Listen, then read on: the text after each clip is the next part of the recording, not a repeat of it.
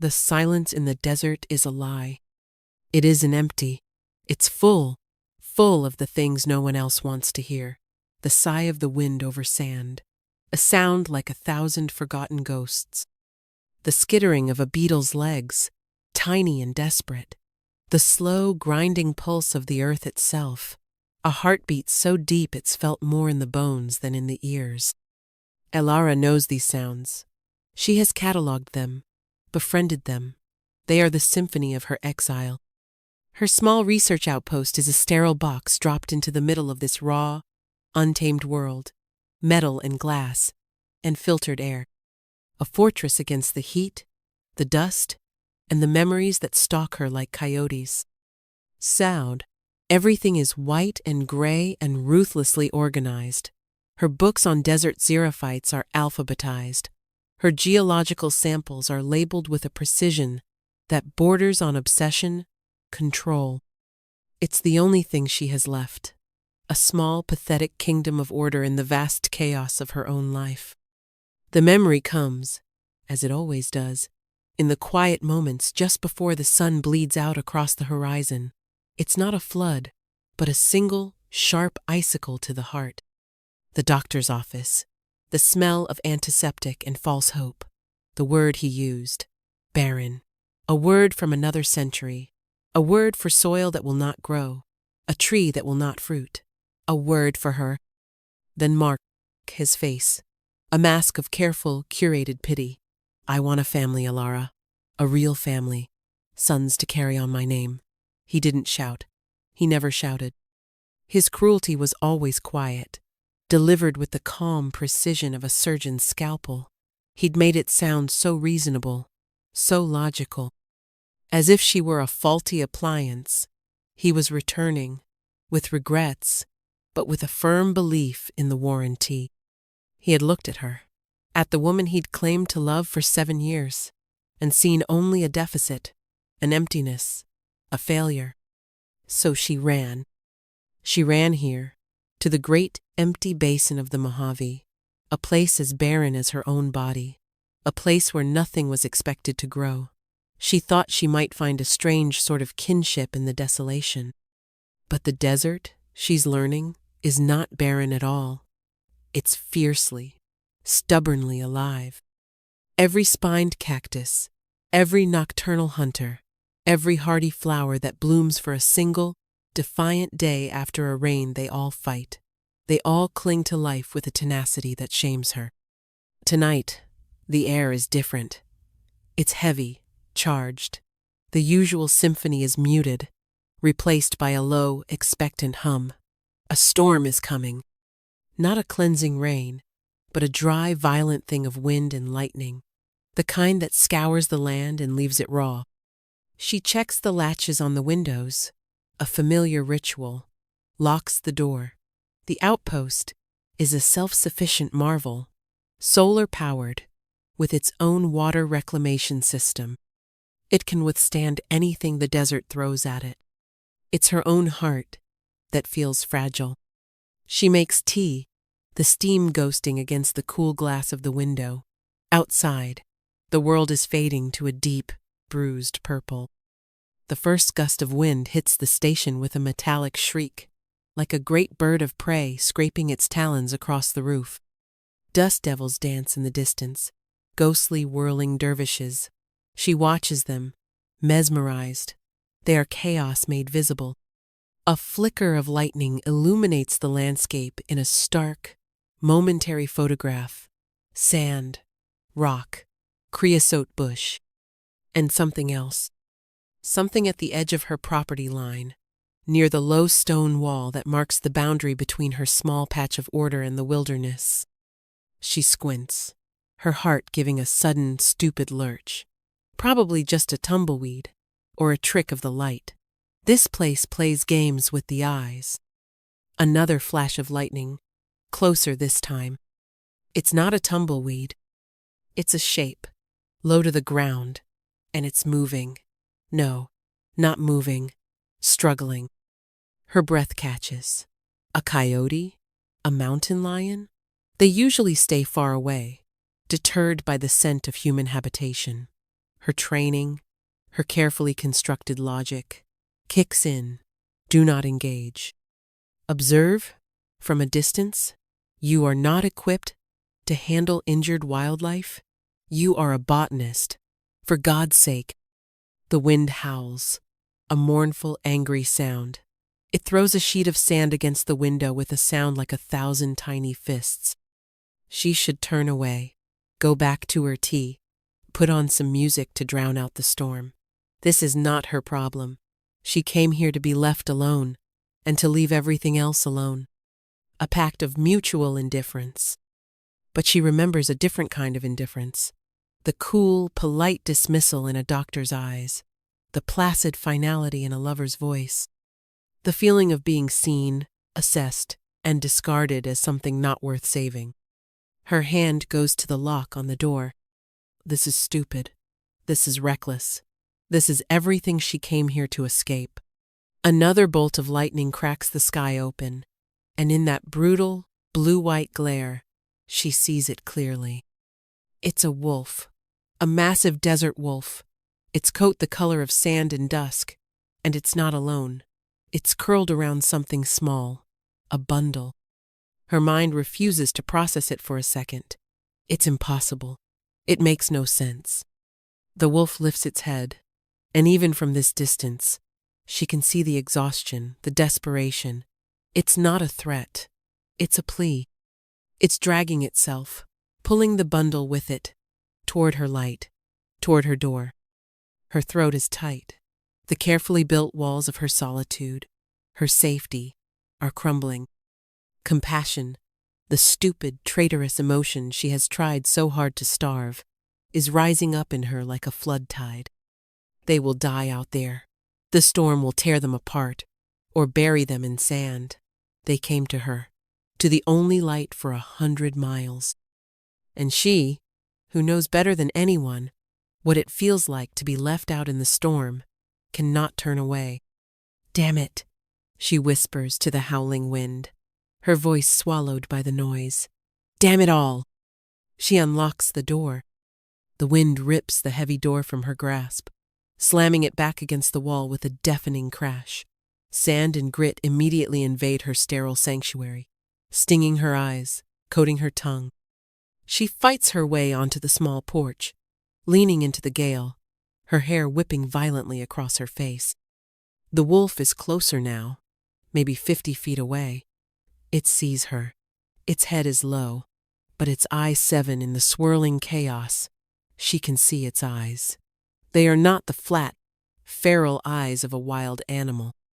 They are intelligent, aware, and filled with a pain so profound it steals her breath. It whines, a low, guttural sound that is nearly lost in the wind, but it carries to her with an impossible clarity, a sound of utter desperation. Logic screams at her. A wolf, a potentially rabid, certainly dangerous apex predator is crawling toward her home, and it has something with it. Her mind still shies away from the truth of the bundle it protects. But the logic is drowned out by a stronger, more primal voice, the voice of her own history. No one came for me. No one opened the door. She pulls the collar of her jacket up, bracing herself against the sand-blasting wind, and takes a step off the porch, then another. The ground is unsteady beneath her feet. The air is thick with the electric smell of ozone and disturbed earth. The wolf stops moving. It watches her approach, its body tense. It is a guardian. Even in its agony, it is protecting the bundle. As she gets closer, she can see the damage. Its side is a dark, matted mess. A deep gash runs along its flank, caked with sand and blood. Its breathing is a ragged, shallow rhythm. It's dying. It knows it's dying, and it has used the very last of its strength to get here. To her, why? She stops a few feet away, holding her hands up, palms out, a gesture of peace, a gesture of surrender. I'm not going to hurt you, she says, her words torn away by the wind, but she says them anyway, for herself, For the animal. I want to help. The wolf's ears twitch. It seems to understand. With an immense, shuddering effort, it nudges the bundle forward with its nose, an offering, a desperate bargain. Her heart feels like it's going to beat its way out of her chest. She crouches down, her knees protesting as they sink into the cold sand. The bundle is wrapped in what looks like hand-woven, rough-spun cloth. It's small, impossibly small. With trembling fingers, she reaches out and pulls back a corner of the fabric. The wind chooses that moment to die down, creating a sudden, shocking pocket of silence. And in that silence, she hears it, a soft, snuffling sound. And she sees it. A face, a tiny, perfect human face. A baby. A baby. Out here, in the middle of a killer storm, with a dying wolf. The world tilts on its axis. Every rational thought in her head evaporates. This is not happening. This is a hallucination, a fevered dream brought on by loneliness and grief. But the baby stirs, its tiny mouth working, its brow furrowed in sleep. It is real. It is devastatingly, terrifyingly real. She looks from the infant's peaceful face to the wolf's tormented one. The animal's eyes are closing. Its great head sags onto the sand. A low, rattling sigh escapes its throat. The bargain is clear, to save the child. But she can't. She can't just take the baby and leave the wolf to die. They came together. Whatever insane story has led them to her doorstep, they are a unit. Her conscience, that raw and wounded part of her, will not allow her to separate them. It will not allow her to choose who is worthy of salvation. No, she whispers, a vow made to the storm and the sand. Not just one, both of you.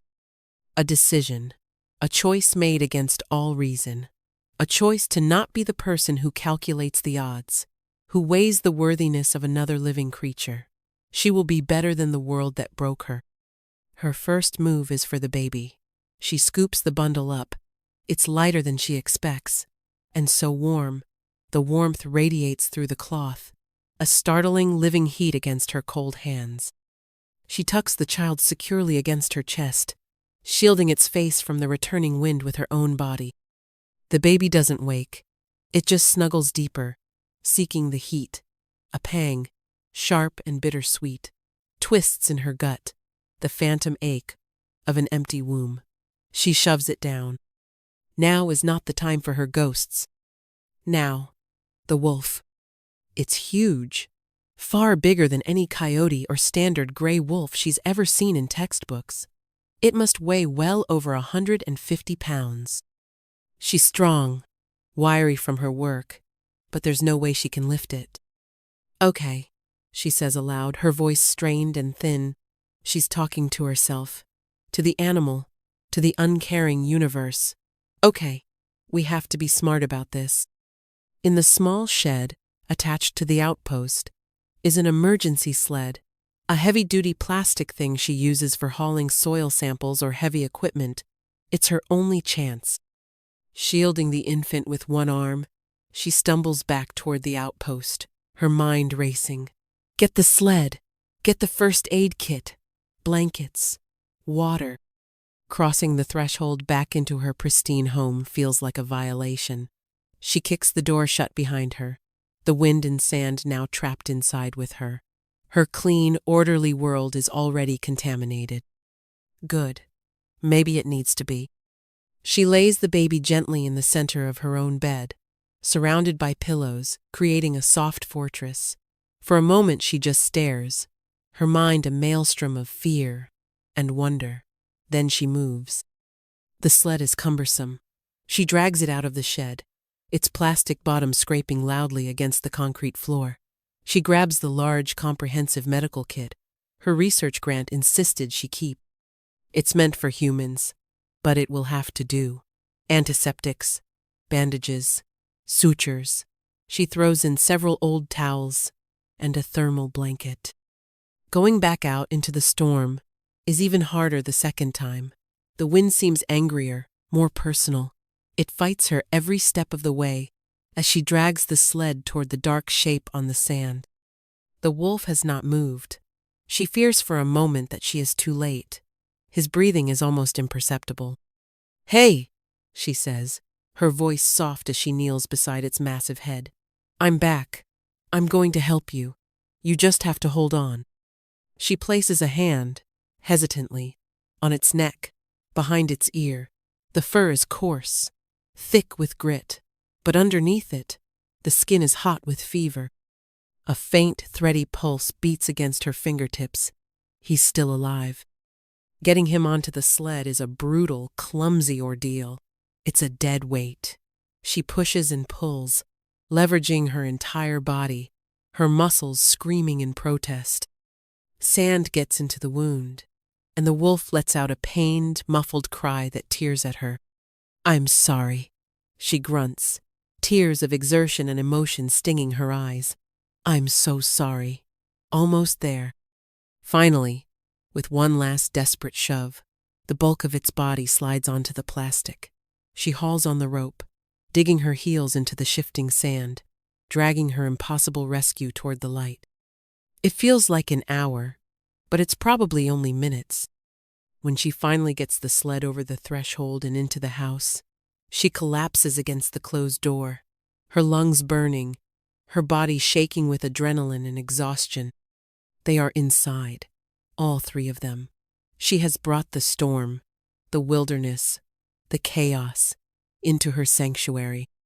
The wolf lies on the sled in the middle of her living room floor, a wild, bleeding beast on the pale gray tiles. In the bedroom, a child she does not know sleeps in her bed. Her quiet, empty, ordered life is over. And as she looks at the two souls she has dragged in from the night, a strange, terrifying thought blooms in her chest. Thank God. The first few hours are a blur of frantic, focused activity, a war waged on two fronts: the baby, the wolf. She tends to the infant first. Logic dictates this. The child is more vulnerable. She unwraps the rough blankets, her hands surprisingly steady. It's a boy. He looks to be only a few weeks old. He is clean, healthy-looking, his skin soft and unblemished, save for a small, strange birthmark on his wrist, shaped almost like a crescent moon. There is nothing in his wrappings. No note. No clue. Just the baby himself. She finds some old, soft t-shirts and fashions a makeshift diaper. He needs to be fed. Her mind spins. What do you feed a baby in the middle of nowhere? She has no formula, no milk. Her own body, a source of such bitter failure, is useless. The irony is a fresh, sharp pain. Then she remembers the rehydration powders in the medical kit, electrolytes, and sugars. It's not ideal, not by a long shot, but it's better than nothing. She sterilizes a water bottle and mixes a weak solution, her movements precise and clinical, a stark contrast to the churning ocean of her emotions. The baby wakes as she works, his eyes opening. They are a startlingly deep, dark blue, like a twilight sky. He doesn't cry. He just watches her, his gaze unnervingly calm and intelligent. When she offers the bottle, he latches on immediately, suckling with a quiet determination. She sits on the edge of the bed, feeding this stranger's child, the silence of the room broken only by the sound of his drinking and the distant, fading howl of the storm. A feeling, fierce and protective, takes root in her heart. It is terrifying. It is wonderful. Once he is fed and settled back to sleep, she turns her attention to the wolf. She carefully pulls the sled into the main living area. Away from her research equipment, she lays down old towels, creating a sterile field as best she can. She fills a basin with warm water. Kneeling beside him, she gets her first clear look at the injury. It's worse than she thought. Not a simple gash. It's a deep, ragged wound, almost like a tear. It's unnaturally clean of blood, as if the bleeding has somehow been staunched internally, but the tissue is mangled. What could have done this? A bear? A mountain lion? It looks more like something tore a piece of him away. She begins to clean the wound. Her hands, usually so steady when handling delicate plant specimens, tremble slightly. This is flesh and blood, a living, breathing creature. "This is going to hurt," she murmurs, more to herself than to him. "I'm sorry." As the warm cloth touches the raw edge of the wound, the wolf flinches violently.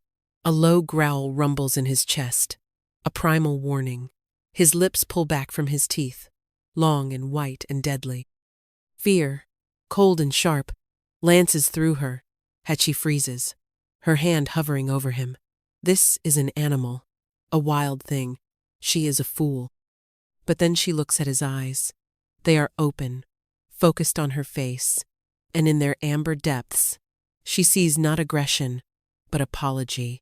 The growl subsides into a pained whine. He is fighting his own instincts. He is letting her do this. He is trusting her. "Okay," she breathes, her own fear receding. "Okay, brave boy. We can do this." She works slowly, methodically, cleaning away the sand and debris, disinfecting the area. The smell of antiseptic mixes with the wild, musky scent of the wolf. He trembles under her touch, his muscles twitching with pain, but he remains still. He endures it. The wound is too deep to be left open. It needs stitches. Her stomach clenches. She has sutured before, in a veterinary first aid course she took for her field work, but only on practice pads, never on something alive. She lays out the sterilized needle and suture thread. Her heart pounds a frantic rhythm against her ribs. She takes a deep breath, looks from the wound to the wolf's face. His eyes are still on her, unwavering, an island of calm focus, in a sea of pain. It's as if he's lending her his strength. Her first stitch is clumsy, hesitant. The needle pierces his skin. He shudders, a full-body tremor, but makes no sound, just that steady, trusting gaze. She finds her rhythm. Pierce, pull, knot, pierce, pull, knot. It is slow, meticulous work, an act of repair, an act of faith.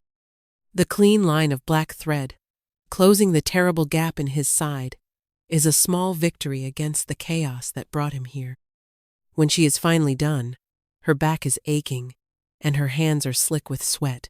The stitched wound is crude, but it is closed. She covers it with a large sterile dressing, taping it carefully to his fur. Exhaustion hits her like a physical blow. She slumps back on her heels, the adrenaline fading, leaving a deep, bone-weary fatigue in its wake. She has done all she can do. Now, it's up to him. The wolf lets out a long, slow sigh. His head, which had been held rigid with pain, finally rests on the floor, his eyes close. He is not unconscious, she senses. He is resting, conserving his energy for the battle ahead. She drags herself to her feet and cleans up, moving like a zombie. She disposes of the bloody cloths, sterilizes her tools, restores a semblance of order to the room. But the room is forever changed. The wildness is now inside, the scent of it, the presence of it. Her sterile box now holds 2 heartbeats that are not her own. She doesn't return to her bed. She can't. The sleeping baby is a fragile miracle. She is afraid to disturb, and she cannot leave the wolf alone. So she pulls a chair close to where he lies. She sinks into it, pulling a blanket over her legs. She will watch over them. She will stand guard. In the strange, quiet hours of the deep night, with the storm finally spent, and a profound silence blanketing the desert, Alara sits vigil.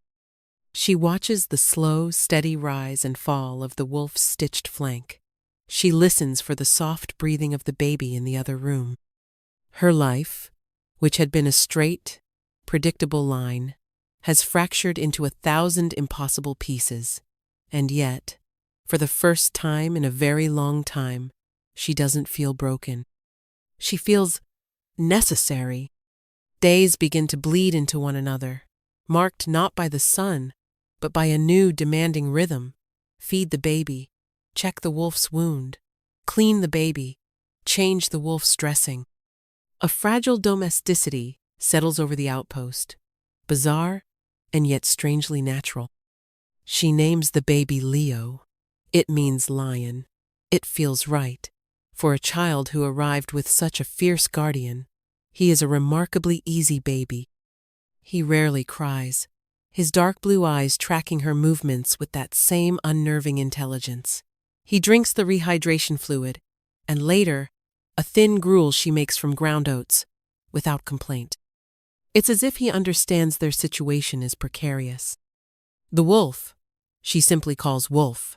He remains on the floor where she treated him, rarely moving except to drink the water she places near his head. He is healing at a rate that defies biology. On the second day, when she changes his dressing, the angry redness around the stitches is already gone. The swelling has reduced dramatically.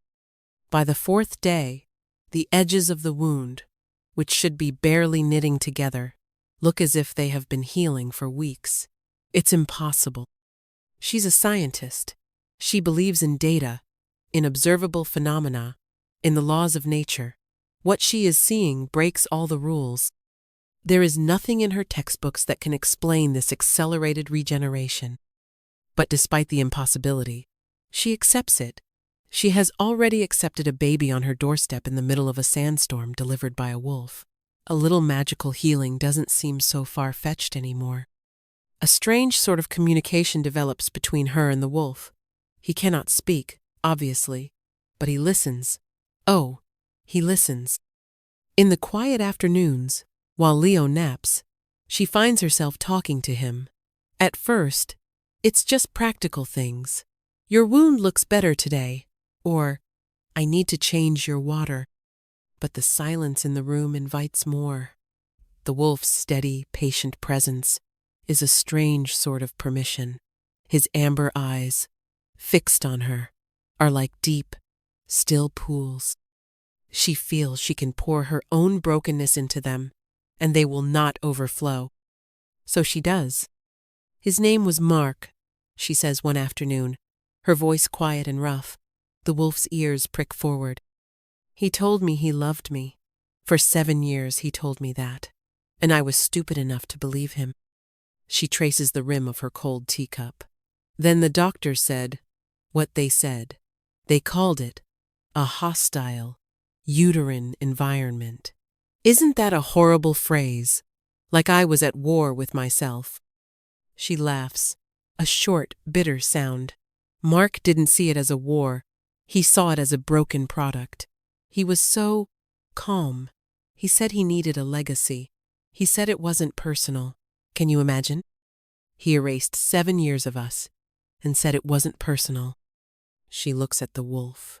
His gaze is soft, filled with a deep, sorrowful understanding that makes her throat ache. There is no judgment in his eyes, no pity, just a shared sense of pain. He made me feel like refuse, like something to be thrown away because it didn't work properly. Her voice cracks. She hasn't said these words aloud to anyone. She has barely allowed herself to think them. I came out here to prove I could be alone, that I didn't need anyone, that I could be as empty as he said I was. The wolf makes a low sound in his throat, a soft rumble. He lifts his great head and nudges her hand where it rests on her knee. His nose is cold and damp. The touch is shockingly gentle. It is not a demand for affection. It is a gesture of comfort. A single tear escapes and rolls down her cheek. She doesn't wipe it away. "And then you showed up?" she whispers, stroking the coarse fur on his head. "You and Leo, and you needed me.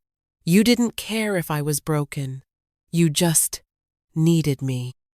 He leans into her touch, a silent, solid confirmation. In that moment, the fear she has carried for so long begins to loosen its grip. It is replaced by something else, a strange, tentative sense of belonging. Here, in this impossible situation, with a magical baby and a miraculously healing wolf, she is not a deficit. She is a necessity. She is a caregiver. She is a protector. The connection deepens. She finds herself sitting on the floor next to him for hours, reading her botany books aloud, her voice a low murmur. He seems to enjoy the sound. He watches her, his tail giving a slow, soft thump against the tiles when she reads a particularly interesting passage. One evening, she falls asleep in the chair, exhausted. She wakes with a start in the deep of the night, cold and stiff. She looks over. The wolf has dragged his great body closer. A corner of the thermal blanket she'd laid over him is now covering her legs. Her heart stops. He couldn't have. He's too weak. His wound. But the blanket is there, a deliberate act of care. She stares at him in the dim light filtering through the window. His eyes are closed, but she knows he is not asleep. He is aware of her. He is watching over her, just as she is watching over him. Fear has been her constant companion for so long, a cold shadow at her back. But now, sitting here in the quiet dark, with this impossible animal, she feels safe. Safer than she ever felt with Mark. Safer than she has felt in years. She reaches out, her hand hesitant. She has touched him, to treat him, to give him water. But this is different. This is not clinical. She lays her palm flat against the thick, warm fur of his neck. He doesn't move. He just breathes, a slow, deep rhythm that seems to sync with her own. A current of warmth flows from him into her, a quiet energy that soothes the frantic, jagged edges of her soul. She closes her eyes and leans her head back, her hand still resting on his fur. For the first time since she arrived in this desert, the silence is not full of ghosts. It is full of a quiet, steady presence. It feels like peace. A week passes, a fragile, surreal bubble of domesticity. Alara, Leo, and the wolf. Her world has shrunk to the four walls of the outpost, and yet it feels larger than it ever has before. The wolf is almost completely healed. The scar on his side is a thin silver line, already fading into his thick coat. He can move now, rising with a quiet grace that belies his size. He follows her from room to room, a silent, watchful shadow. He lies at her feet, while she works at her computer, a warm, solid presence. He sits sentinel by Leo's makeshift crib, while the baby sleeps. The three of them have become a strange, interdependent pack. Leo provides the purpose. The wolf provides a silent, powerful sense of security. And Alara.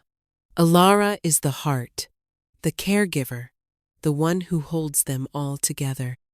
She no longer questions the impossible nature of it all. She simply accepts. Then, the bubble shatters. It's late afternoon. The sun is a merciless white disk in the sky.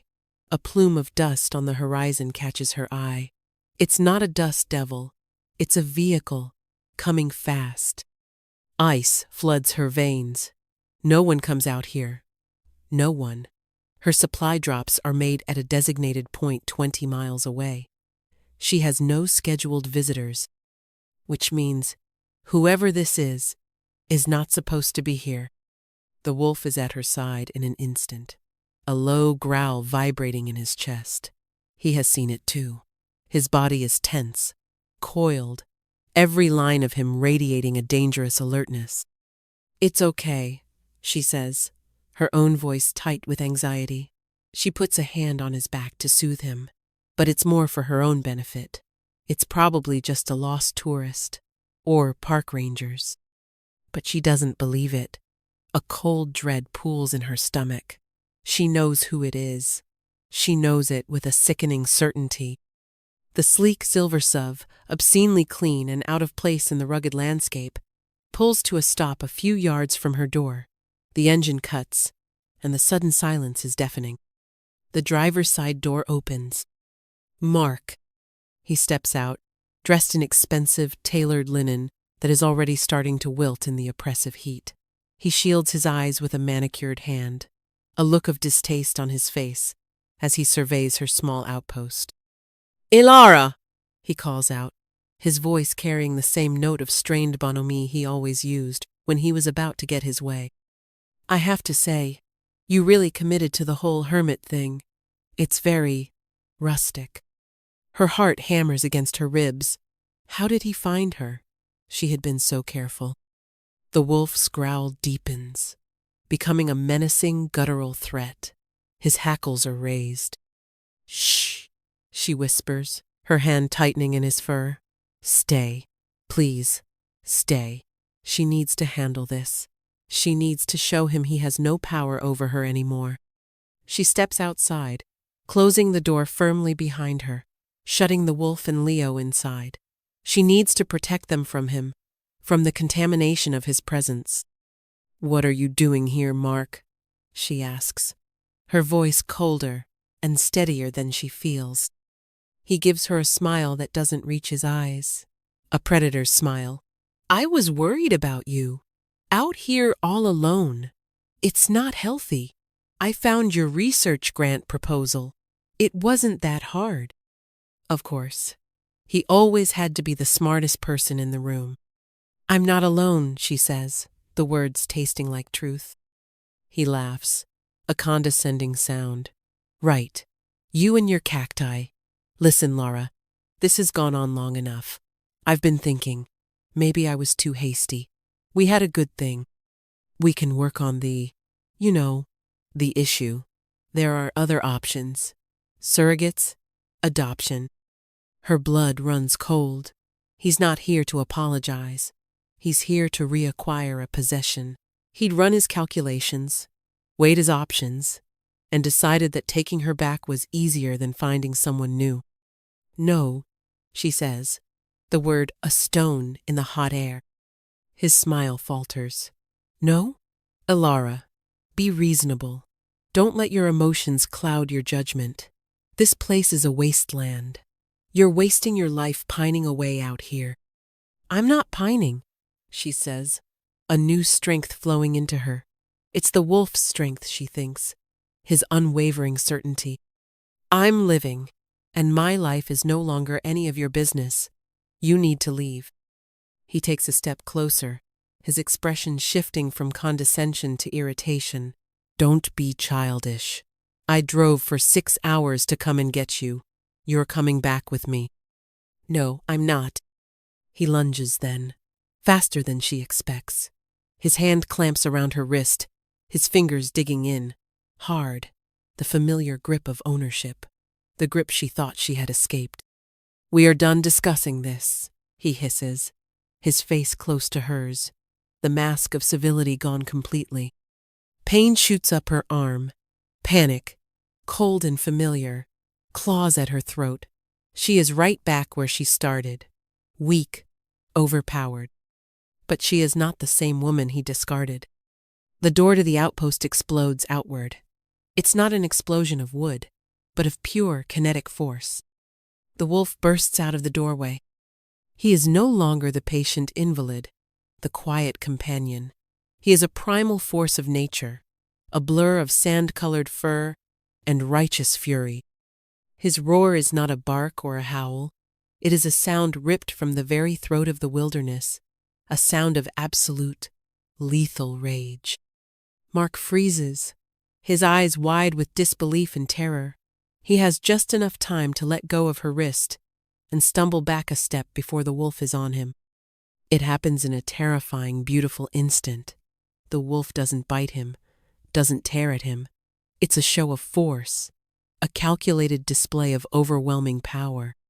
He hits Mark's chest with his shoulder, a solid, immovable object meeting a fragile one. Mark flies backward as if he's been hit by a car, landing in a heap on the ground 10 feet away. The air is knocked out of him in a whoosh. He scrambles backward in the dirt, his face a mask of pure, abject fear. The wolf stands over her, a guardian, a shield. He places himself between her and the threat, his body a living wall. He doesn't look at her. His entire being is focused on the man on the ground, a low, constant growl rumbling in his chest like an earthquake. But something is wrong. The wolf stumbles. He lets out a sharp cry of pain. He looks down at his side. The impact, the violent exertion, has torn the wound open again. The silver scar is gone, replaced by a fresh, gaping tear. Dark blood begins to well, staining his fur a deep, horrifying crimson. He's protected her, and in doing so, he has destroyed himself. He wavers, his strong legs trembling. He looks back at her, his amber eyes filled with a sudden, devastating vulnerability, an apology. Then he collapses. He falls to the sand in a heavy, boneless heap. A shudder runs through his massive frame, and then he is still. "No," Elara breathes, the word a strangled whisper. "No, no, no, no." Time seems to stop. The world narrows to the fallen body of the wolf, the spreading pool of blood in the sand, and the wheezing, terrified gasps of the man she once thought she loved. Mark scrambles to his feet, his face pale. "What the hell is that thing? It's a monster!" He points a shaking finger at the still form. A monster. He calls him a monster. The being who defended her, who sacrificed himself for her. Something inside Elara snaps. The last vestiges of fear, of hesitation, of the victim she used to be, are burned away in a white-hot flash of rage and love. She doesn't even think. She moves. She throws herself to the ground, covering the wolf's body with her own. She shields his head with her arms, presses her face into his fur, making herself a barrier between him and the world. Between him and Mark. "Get away from him!" she snarls, her voice unrecognizable, feral. "Don't you touch him!" Mark stares at her, his mouth agape, at the woman cowering in the dirt, cradling the head of a giant bleeding wolf. His expression shifts from fear to utter revulsion. "You're insane," he spits. "You've lost your mind. Fine. Stay here. Rot in this hellhole with your pet." He stumbles back to his car, never taking his eyes off her, as if she is the unpredictable threat now. He gets in, fumbling with the keys. The engine roars to life. The SUV kicks up a cloud of dust as he speeds away, a silver glint of cowardice disappearing into the heat haze. He is gone, but Elara barely registers it. All that matters is the body beneath her, the life that is fading away. "Please," she sobs, her tears soaking into his fur. "Please don't leave me. You can't leave me." She is shielding him, a reciprocal sacrifice. She, who has always been the one in need of protection, is now the protector. It is a profound, fundamental shift in the landscape of her soul. And as she holds him, something begins to happen. A light. It starts as a faint glow, emanating from the wolf's body, from beneath her own. It's a soft, golden light, warm against her skin. It grows brighter, stronger, pulsing with a gentle, rhythmic beat, like a heart. She pulls back, confused, her tears blurring her vision. The light is pouring from his wound, but it is not a light of injury. It is a light of creation. It seals the torn flesh, cauterizing, mending, knitting him back together right before her eyes. But it doesn't stop there. The light engulfs him completely, a blinding, beautiful cocoon of pure energy. It is warm, and it smells of ozone and sagebrush, and something ancient, something she has no name for. She can feel the change happening within the light, a shifting of bone, a reshaping of form. The coarse fur beneath her hands softens, becomes something else. The powerful muzzle elongates and flattens. The entire structure of the being she holds is rearranging. The light pulses one last time, a brilliant, silent flash, and then it recedes, sinking back into him, leaving after images dancing behind her eyes. And the wolf is gone. In his place, lying on the sand, is a man. He is naked, his body long and leanly muscled, built with the same graceful power as the wolf. His skin is tanned, his hair, the dark wild color of the desert at midnight. The wound on his side is gone, leaving only smooth, unbroken skin. He stirs, groaning, his head rolling to the side, and he opens his eyes. They are the same eyes, the same intelligent, intense, soul-deep amber eyes that have watched her, comforted her, and trusted her for the past week. Ilara can't breathe. She can't think. Her mind is a white void of pure, undiluted shock. She is kneeling on the ground, her hands hovering over the bare chest of a man who, moments before, was a wolf. The wolf she saved. The wolf who saved her. He looks at her, and his expression is one of profound, agonizing pain. Not physical pain, something deeper, something that mirrors the grief she saw in his eyes when he first collapsed at her door. His lips part, his voice, when it comes, is a raw, hoarse whisper, rough with disuse, but deep and resonant, a voice that seems to vibrate right through her. Ilara. He knows her name. He says her name like a prayer, like a curse, like the answer to a question he's been asking his entire life. And the world, which had already tilted, finally shatters into a million glittering, impossible pieces. The silence that follows is absolute. The desert holds its breath. Ilara kneels, frozen, her mind struggling to build a bridge between the impossible reality before her and the world she thought she knew.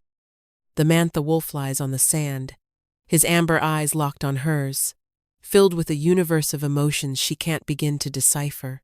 Shame, relief, terror, longing. Her scientific mind, the part of her that demands logic and reason, is screaming. It's a trick, a hallucination, shock. But her body, her heart, knows the truth. The solid warmth of the ground beneath her knees is real. The scent of sage and man and ozone is real. Those eyes are real. He tries to sit up, his muscles bunching, but a wave of dizziness makes him grimace and fall back. He is weak. The transformation, whatever it was, has taken a terrible toll. Her instincts, the caregiver's instincts he helped awaken in her, override her shock. He is vulnerable. He is hurt, in a way she can't see. He needs help. She scrambles to her feet, her movements jerky. "Stay there," she says, her voice a thin, reedy thing. She runs inside, her mind a blank slate. What does one do when a wolf turns into a man on their doorstep? There is no protocol for this. Blanket. She grabs the thermal blanket from the floor. Water. She fills a glass, her hand shaking so badly that water sloshes over the side. When she comes back out, he has managed to push himself into a sitting position, his back against the wall of the outpost. He has his head in his hands, his dark hair falling forward, obscuring his face. He looks utterly defeated. She approaches slowly, cautiously, as if he might vanish if she moves too quickly. She stops in front of him and holds out the blanket. He looks up, his eyes shadowed with exhaustion and something that looks like shame. He takes the blanket, his fingers brushing against hers. A jolt, like a static shock, arcs between them. It's startling and warm and real. He wraps the blanket around his waist, covering himself. "Thank you," he murmurs, his voice still rough. She offers the glass of water. He takes it, his hand unsteady, and drinks it down in 3 long swallows. He hands the empty glass back to her, their fingers brushing again, that same spark. She sinks to the ground, sitting cross-legged a few feet away from him, pulling her knees to her chest, a defensive posture. She needs a barrier. "Who? What are you?" she finally whispers, the question feeling ridiculously inadequate. He looks away, out at the vast, indifferent expanse of the desert. My name is Kael. Kael. The name suits him. It sounds like stone and wind. I am what you saw. He gestures vaguely with his hand. A lichen. A shifter. A shifter. A werewolf. The words belong in cheap novels and horror movies, not in her sun-bleached, rational world. But the evidence is lying on the ground in front of her, wrapped in a thermal blanket. The baby, she says, her mind latching onto the one solid piece of this insanity. Leo, is he? He is my nephew, Kael says, his voice softening with affection. My sister's son. He is like me, our future. It all starts to click into place. A terrible, unbelievable puzzle. You were running from something. You were injured. He nods, his jaw tight. Rival packs, old enemies who want to see my line ended. They ambushed us. I killed them, but not before they wounded me. I was dying. My wolf form couldn't heal fast enough. I knew I couldn't shift back. The effort would have killed me. He finally turns to look at her, and the raw emotion in his eyes is like a physical blow. I could feel my strength fading. All I could think about was Leo. I had to get him somewhere safe. And then I scented you. You scented me? It's a lichen thing. We can smell emotions, fear, anger, happiness. But you smelled of loneliness and grief, a deep, profound grief that called to something inside me. And underneath it all, compassion, a strength you didn't even know you had. Your scent was a beacon in the dark, a light. I didn't know what I would find. I just knew I had to get to you. He dragged himself and his nephew across the desert, bleeding and dying, following the scent of her broken heart. The thought is so overwhelming, she feels lightheaded. So you collapsed on my doorstep, she says, piecing it together. And you let me stitch you up. You trusted me. I had no choice, he says softly. And yet, it did not feel like a lack of choice. It felt right. Watching you, hearing you, I knew I had brought Leo to the right place. He looks down at his hands. But I never meant for you to see this. I was going to wait until I was strong enough to leave, to take Leo and disappear. You were never supposed to be part of this danger. A silence stretches between them, thick with unspoken things. The danger he speaks of feels distant, unreal. The only danger that feels present is the overwhelming pull she feels toward him, a force far more potent and terrifying than any rival pack of werewolves. And then that man came, Kael says, his voice turning hard, the growl from the wolf creeping back into his tone. He hurt you. I felt it through the door.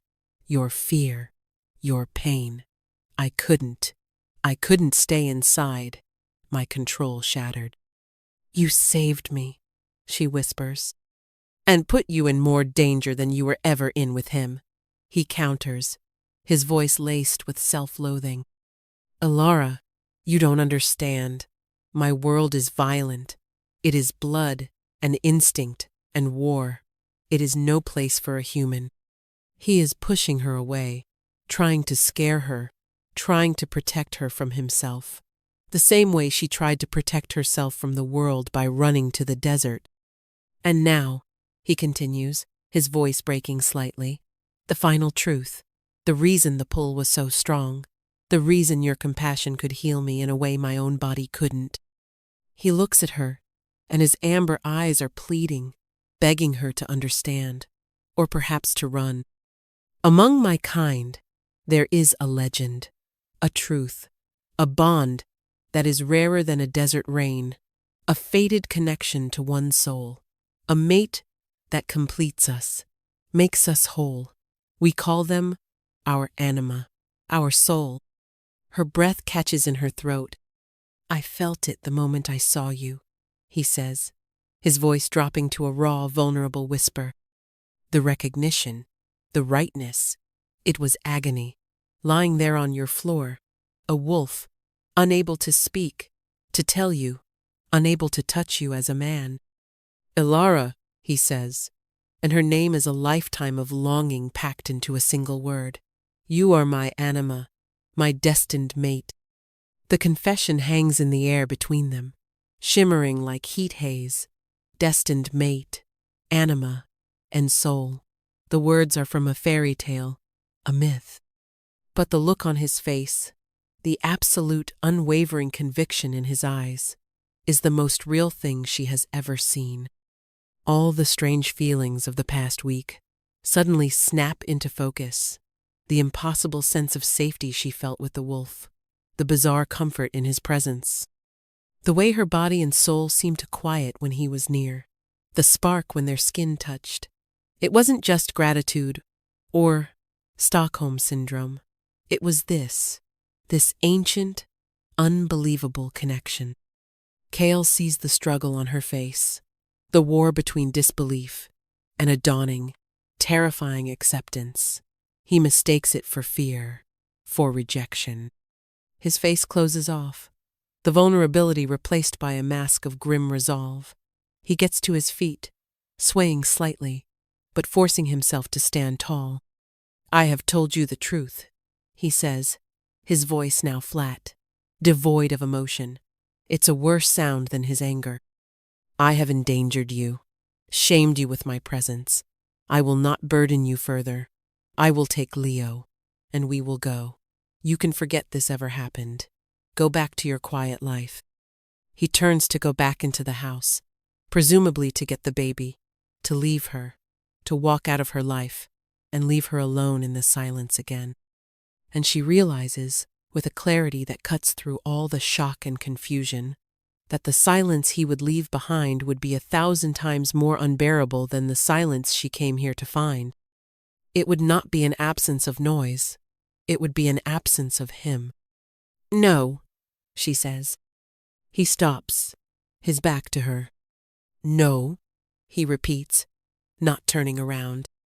No, she says again, stronger this time. She gets to her feet, the sand rough beneath her bare feet. You don't get to do that. You don't get to crash into my life, turn it completely upside down, tell me I'm your soul, and then just walk away because you've decided what's best for me. He turns slowly, his face a battleground of conflicting emotions. I am trying to protect you. And what if I don't want to be protected? She challenges, taking a step closer. Her fear is gone, replaced by a fierce, unfamiliar fire. What if I'm tired of being protected?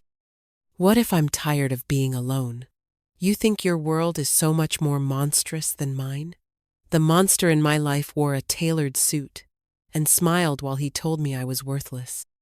He didn't have claws and fangs, Kale. He had polite, reasonable words that cut deeper than any knife.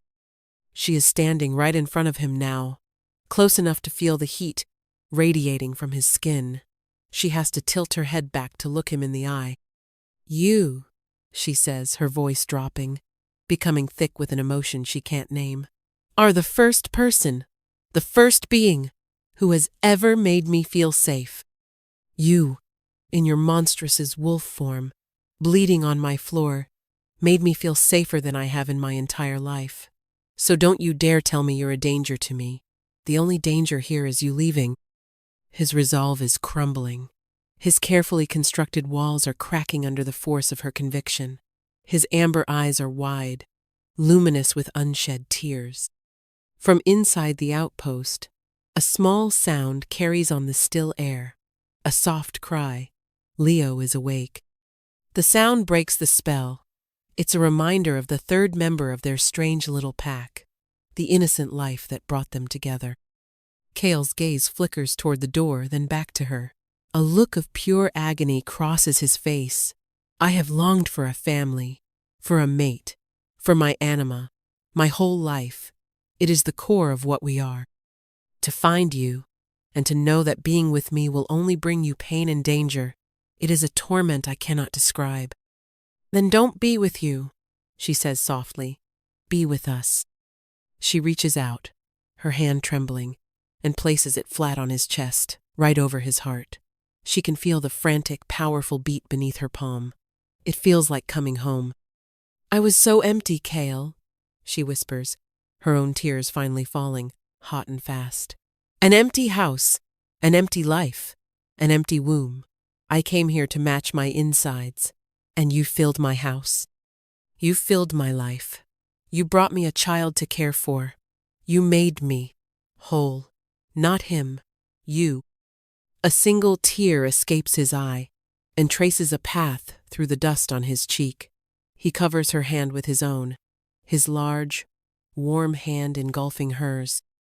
The connection is electric, a closed circuit of shared pain and burgeoning hope. "Elara," he breathes, his voice thick with 1,000 years of loneliness. He lowers his head, slowly, giving her every chance to pull away. She doesn't. She can't. She leans into him, rising on her toes, meeting him halfway. His lips meet hers. It is not a gentle kiss. It is a collision. It is the relief of a lifelong drought finally breaking. It is desperate and hungry and raw, with all the unsaid words, all the unspoken longing of the past week, of a lifetime. It is the taste of salt from their tears, the heat of the desert sun, the scent of his skin. It is a confirmation, a promise, a sealing of a bond that was forged in desperation and tempered in compassion. In that kiss, she is not broken. He is not a monster. They are just two souls who were lost, and who have, against all odds, found their way home. 6 months later, the world is no longer just white-hot sun and pale sand. It is the deep, rich red of the hidden canyons where Kale's pack makes their home. It is the startling green of the cottonwoods that grow near the secret spring that feeds their enclave. It is the deep, star-dusted blue of the night sky, unfiltered by city lights. Elara's life is no longer silent. It is filled with the rumble of Kale's voice, the happy shrieks of a toddling Leo, and the quiet, respectful greetings of the pack. They call her Anima Elara. At first, the title was strange, but she has come to understand what it means to them. She is not just their alpha's mate. She is a symbol. Her compassion, the human trait that drew a dying Kale to her, is revered. In a world governed by strength and instinct, her quiet, fierce kindness is seen as a different, more powerful kind of strength. She stands on a rocky overlook, a cool evening breeze playing with her hair. Kale comes up behind her, wrapping his arms around her waist, pulling her back against his chest. He is in his human form, warm and solid and real. The comfort of his presence is a constant, steady anchor in her life. "What are you thinking about?" he murmurs, his lips against her temple. "About Mark," she says, "and the name has no power anymore. It's just a word. I was just thinking. I wonder what he would think if he could see me now." As if summoned by the thought, a flicker of movement far below catches her eye. A familiar silver SUV is parked on the dusty public road that runs along the edge of the pack's territory. 2 figures stand beside it, looking up at the canyons with binoculars. One is Mark, the other is a uniformed sheriff. A year ago, the sight would have sent her into a spiral of panic. Now, she just feels a faint, distant pity. Kale tenses behind her. "I will send them away," he growls softly. "No," she says, putting a hand over his. "Let me." He looks down at her, a question in his amber eyes. He nods, a gesture of complete trust.